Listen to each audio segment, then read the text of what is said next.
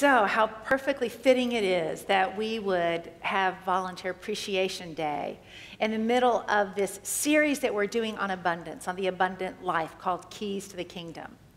David Owen Ritz created this series, and each week speaks to a particular key to the kingdom, a key to experience and knowing the kingdom of heaven right here on earth in our lives today in this moment. And so far, we've talked about a number of keys, if you will. The first key, week one, was commitment. Commitment to putting God first, commitment to serving, commitment to giving to this world.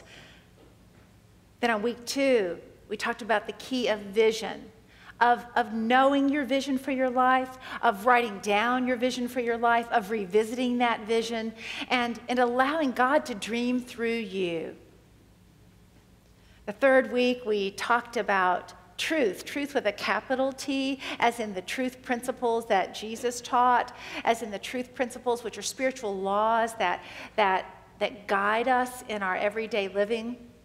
And we talked about how it is that as you really grasp the truth teachings, you can let go of the small thoughts that you've held about the world or yourself and replace them with the higher truth thoughts, and how those can take root in you and help you to live and experience the life of true abundance. And then last week, we talked about forgiveness. This week, I received a letter from someone who's been working with the forgiveness principles, and much of what was in the letter is too personal to share, but I want to share this one piece that I'm just confident they wouldn't mind my sharing. You remember last week when we talked about forgiveness? I said that when you carry around judgments and resentments and unforgivenesses, it's like dragging along a 10-pound bag of potatoes. And I said that, if you hold on to those judgments and resentments, that just like a bag of potatoes, they'll start to sprout those roots that become like stranglers of your heart. And that if you keep it too long, those potatoes, they start to stink. And that's the way that unforgiveness is, right? Resentment is. It just starts to stink up your life. And so the person shared with me that she had chosen to take some big leaps forward in forgiveness. And then she ended her letter by saying, "Goodbye, Mr. Potato Head." She said, "Goodbye, Mr. Potato Head. Hello, me." So I'm holding that for all of us. But I say that, but I don't hold it lightly, because what I know is that forgiveness is truly a key to the abundant life. And I know that it is not easy. I know that in this room are circumstances I'll never fully know or comprehend. And that forgiveness is not necessarily an easy thing to do. And sometimes, especially if it's yourself, you can be the hardest person for you to forgive. I can be the hardest person for me to forgive. But I can tell you that it's worth it and that it's important. And we have here at this ministry a team of spiritual counselors. They're mentioned in the bulletin today. They're on our website. They're in the brochures out in the lobby. But a team of spiritual counselors who will see you and help you enter the forgiveness process if you would like them to. They're trained therapists with a firm foundation in unity. And they would love to be your support. They'll see you for 3 times on just a love offering. So we want to help you as you move through this, because just imagine the consciousness of this community as we let go of that baggage and as we step into the abundant life.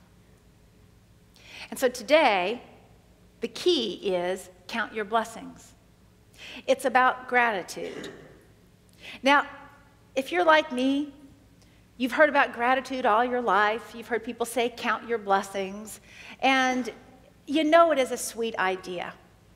For many years, I just knew it as a sweet idea. But I want to invite you today to know of gratitude as a profound consciousness changer. More than that, a profound consciousness lifter. Let me just share with you some of the research that has been done on gratitude. See, I didn't know there was research until I started doing my own research. And there's, at the University of California in Davis, there's a Professor Emmons who's been researching gratitude for a number of years now. And when you read his studies, they are profound. You see, it turns out that for years, therapists thought that we had a particular happiness set point that couldn't be changed. In other words, you might go up or down, but you'd always kind of migrate back person to their own individual happiness set point. And what we've come to learn is that gratitude is one thing that can lift your happiness set point. So you still may go up and down, but your set point, your happiness point, is higher just through gratitude. And particularly through keeping a gratitude journal, through taking time each day or at least once a week to count your blessings, literally count your blessings. Let me tell you what some of the experimental findings are for those people who kept a gratitude journal, a regular gratitude journal. They exercise more regularly, they report fewer physical symptoms, they feel better about their lives as a whole, and are more optimistic about the coming week. Another study showed that participants who kept gratitude lists were more likely to have progress toward important personal goals. So the vision that you're working on, the vision and the goals that you began in week 2 of our series, if you add gratitude in it, it's like a supercharger to make those goals become reality. People who participate in daily gratitude are more likely to report having helped someone or having offered emotional support to someone. And here's one finding that just really, really reached into my heart. People with neuromuscular disease were found that when they practiced a daily gratitude experience, that they had greater amounts of high energy, higher positive moods, a greater sense of feeling connected to others. They were more optimistic about their life, and they had better sleep. They slept longer and harder. Children who practice grateful thinking have more positive attitudes toward their families and schools. And the most recent research at Harvard is coming in to tell us that gratitude actually changes your brain chemistry. It actually changes the way the neurons are working in your brain. I love this particular quote by Ben Stein. He's an actor, comedian, and economist. And he says, I cannot tell you anything that in a few minutes will tell you how to be rich. But I can tell you how to feel rich, which is far better, let me tell you firsthand, than being rich. Be grateful, he says. It's the only totally reliable get-rich-quick scheme. Gratitude, a get-rich-quick scheme. Because when you are dancing in the realm of gratitude with your thinking and your feeling, you are opening the channels to receive and opening the channels to give. And you are in the abundant life right there. Now, the interesting thing about gratitude and about our lives in general is that we don't tend to focus on it. And it's really understandable because most minutes of most days for most people are pretty good. Everything's just fine most of the time. But it's the challenging times that stand out for us because they do stand out. And so we focus on them. It's like the news. How many of you have said before, there's nothing good on the news. They only focus on the negative. They only focus on the storms and the natural disasters and the murders and the fires, right? They only focus on all the negativity. And it's kind of true. They do. But in defense of the media, what I want to say is that everything else, all the good stuff, is just the norm. So, of course, they're reporting on the negative because that is not the norm. Do you get it? The norm is good for most of us, most of the time, most minutes of most days. I do love what NBC's doing now, though. They end their newscast with this little segment called Making a Difference. So the last thing you hear after everything else, the last thing you hear is this beautiful tribute to somebody who's making a difference in the world.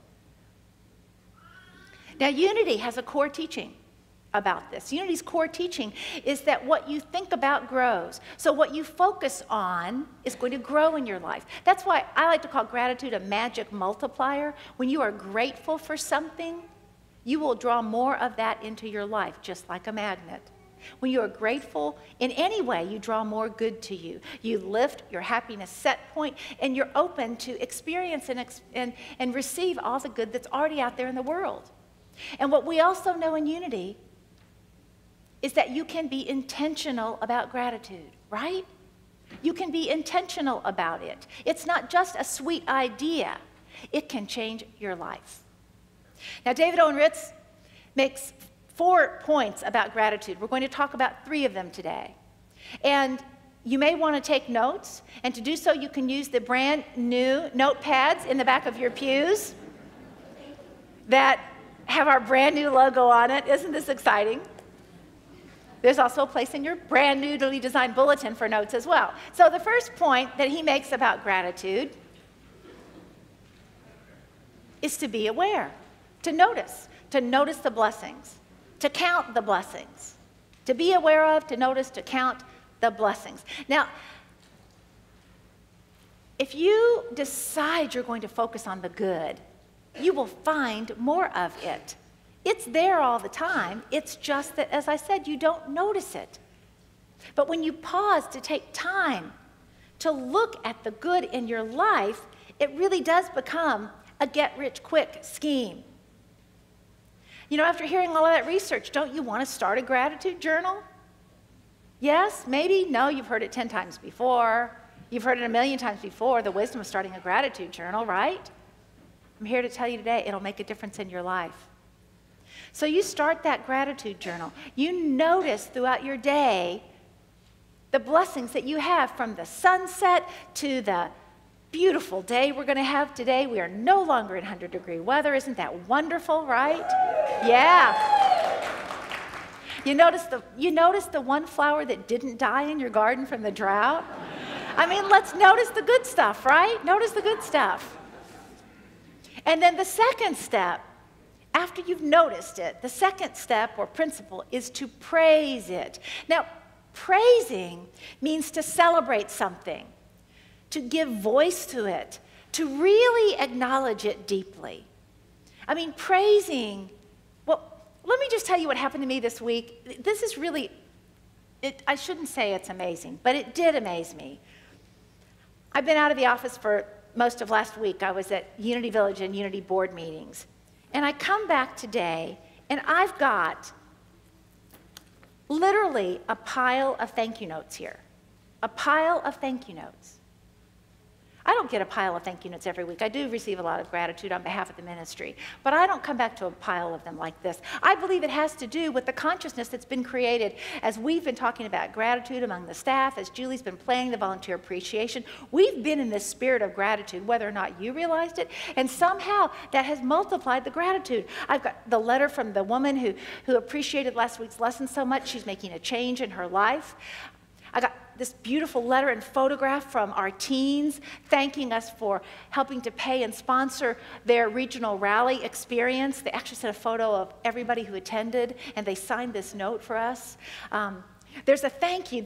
Well, they're all touching. One of the ones that just surprised me the most was from a person who volunteered to help at the election day last week. Was that just last week or 2 weeks ago? Anyway, whenever it was, it must have been 2 weeks ago, we had elections here at the church. We were an election polling site. And one of the volunteers, you know, I'd gone down just to visit with all the volunteers and say hi. These were not from our community, these people. But she wrote a letter to thank us for being so courteous to them and being so generous with them. She raved about the work that Jane Sauvé did and helping to support them. You know, these thank you notes just out of the blue. And more have come to me as the day has progressed. You see, gratitude attracts, right?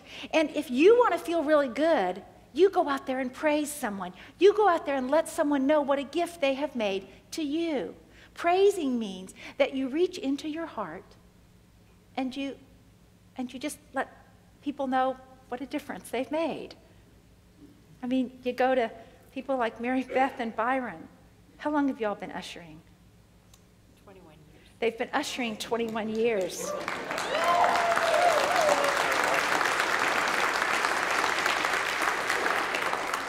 Byron proposed marriage to Mary Beth here in this church.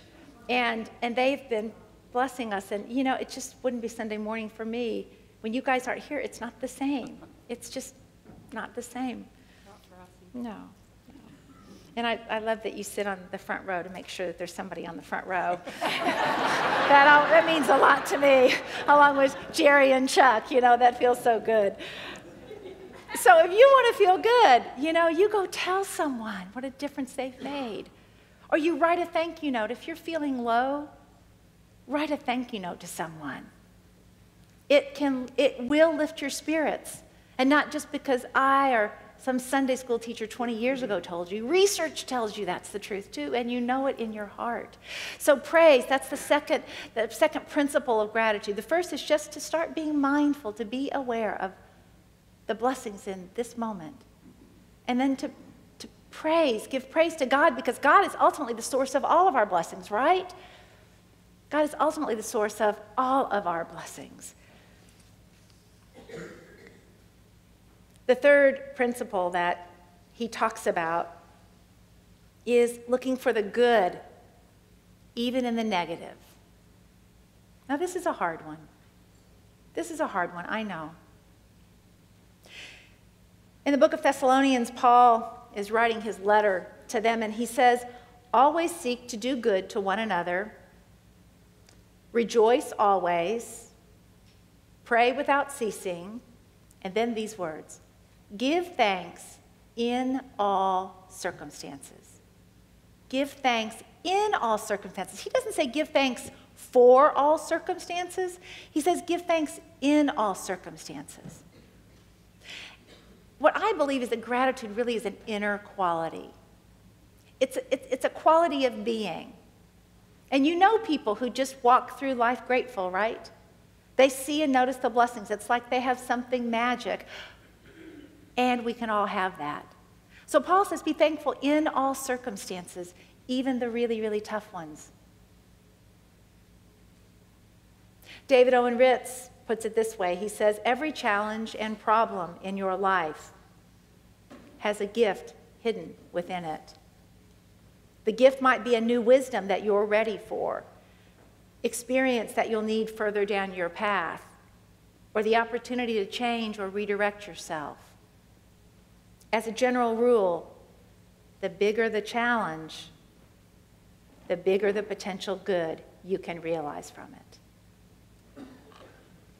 Now, I know that in the room on any given Sunday, some of you are facing enormous challenges.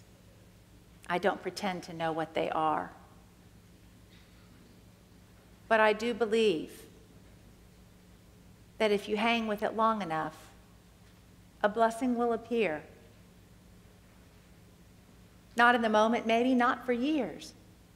But what David Owen Ritz says has been true for me. My greatest challenges and my greatest pains have ultimately brought a blessing for me, something that I needed, though I may not have known that I needed it at the time. What good does it do to know this? Well, the good it does is to know that God is in there with you, because God is in you, that you're never alone as you walk through these circumstances, that there is good, and that we can find that good no matter what it is. I'm reminded of the story about the two 7-year-old twins who were approaching their birthday. They desperately wanted a pony for their birthday.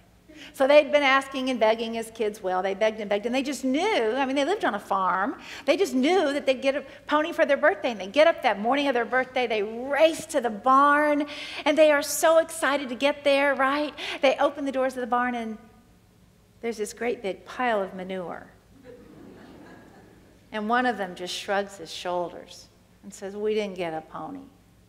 And the other one says, he starts diving into this manure, this great big pile, and he says, with all this manure, there must be a pony here somewhere. So maybe you got a pile of manure, we'll call it, in your life. You can call it whatever you want.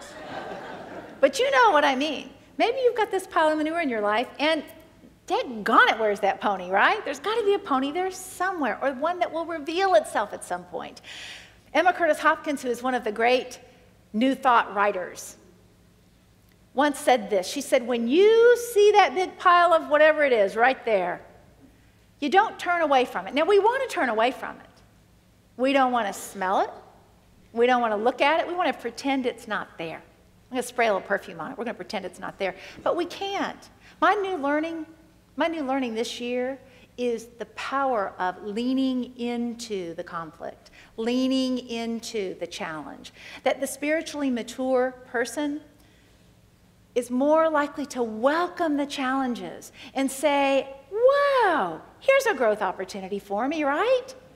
And so what Emma Curtis Hopkins says is you just stare it down and you look at it and you say, this too is good. This too is God. This too is for me. And I demand to see the blessing in it. Now, it works better if you have a little attitude, little hands on the hip, little finger action. This too is God, good. This too is God. This too is for me, and I demand to see the blessing in it. Let's do that together. Come on. Come on. It's just too fun. Stand up if you're comfortable. If not, you can do it from your seat. And, you know, I don't know what attitude looks like for you, but if you got some attitude, you just get it out, right? Bring out that attitude.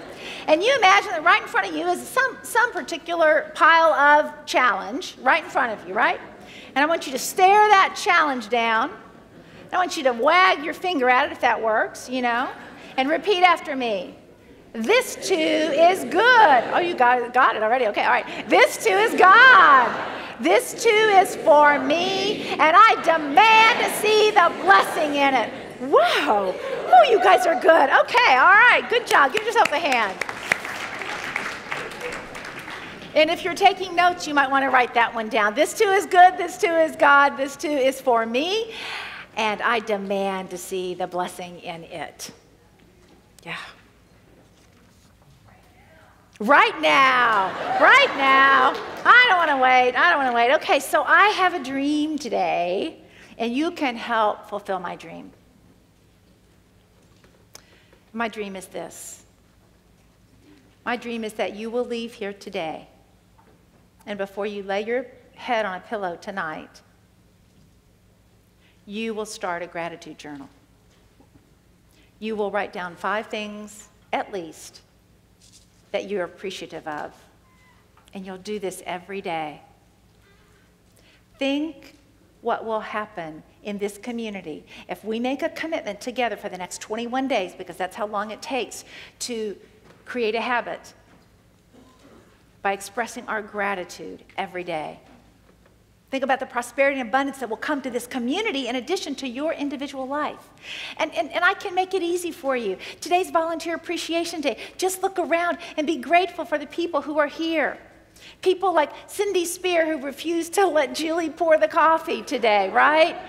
Cindy Spear was just presented with our core value stone of love. Heidi Darrow passed it along and gave it to Cindy.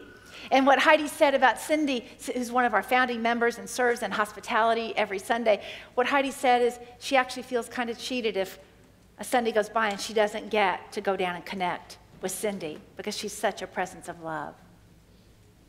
Or you can be grateful for Elmer Rayfiner, another founding member of this congregation who just made his transition. Elmer who passed the legal documents for the founding of this church.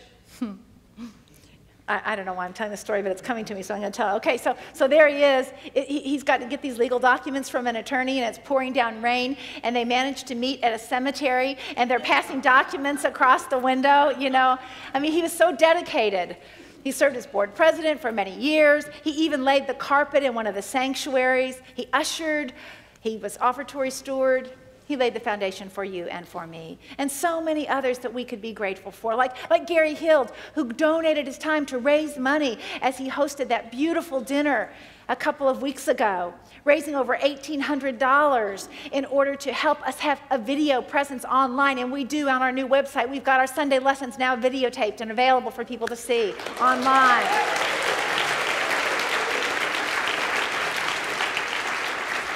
or the teenagers that served at that dinner, our youth of unity who showed up and attached themselves, each one, to a table and served that table and blessed them so richly. You see, you don't have to look far to see things that you can put on your gratitude list today.